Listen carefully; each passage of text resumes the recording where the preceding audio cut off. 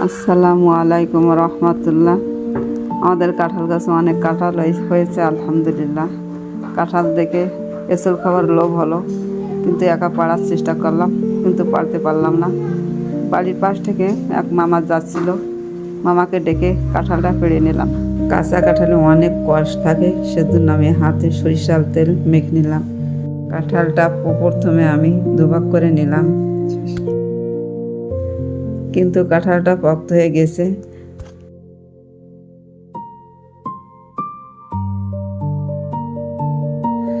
কাঁঠালটা আমি ছিলে নিলাম।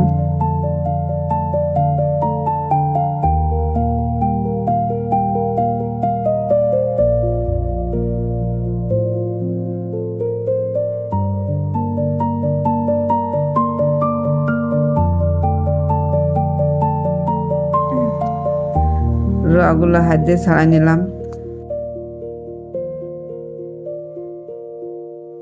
কাঁঠালের দানাগুলো নিলাম।